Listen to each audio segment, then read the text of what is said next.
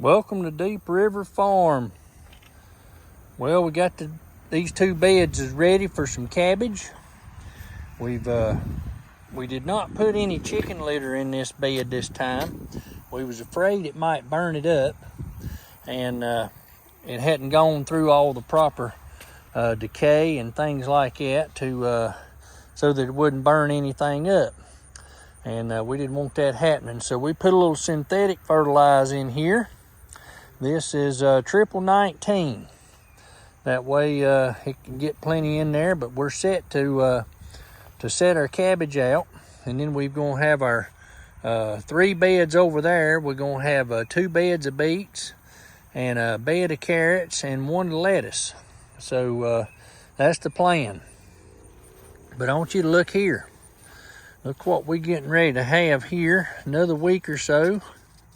Let's just open one up and just see what the beans are looking like. Look at there. You see that? We ain't far from having some beans to be able to dry on out a little more and have some seed for next year. Just look at the beans down through here. You ever seen such amount of beans? Now this is after we had the drought of 8.5 weeks, and then we had 16 inches of rain in 11 days, and then we had about a week of dry, and then Hurricane Debbie came through. And from that point on, just on the opposite side of this trellis, we got 5 more gallons of beans after the drought ended. And we didn't touch this side. We didn't want to touch it because we want to get these seeds for next year. And I'm going to tell you, they about ready. I might be able to pull them this weekend. They sure feel like it.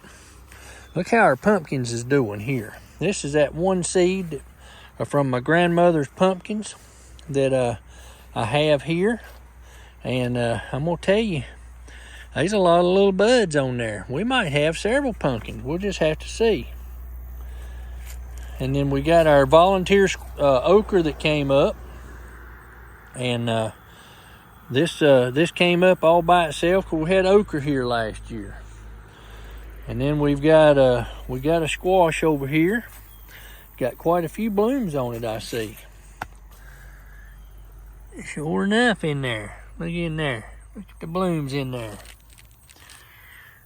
We're going to use them for seeds. And then we got our other pumpkin going here. We got 2 more pumpkin vines. And then we're letting this okra on the lower parts go to seed. That way we'll have our heirloom okra going. And the wind come through here and just pummeled it. I mean, absolutely pummeled it. So it is what it is. It's toward the end of the season.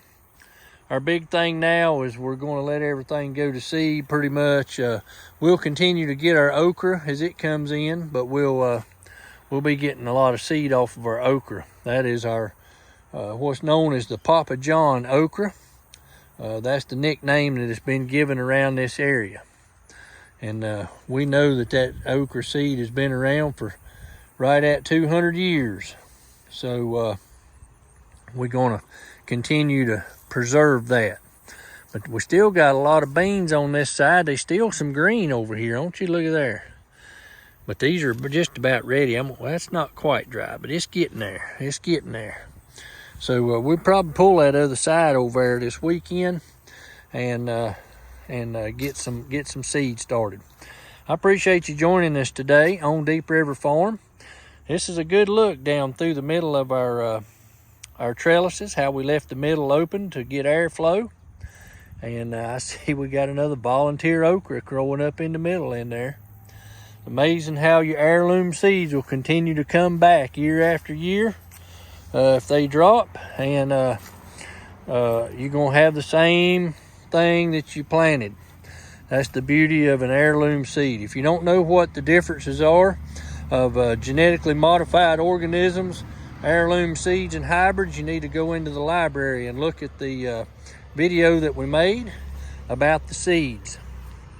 I appreciate you joining us today, and I hope you have a blessed day.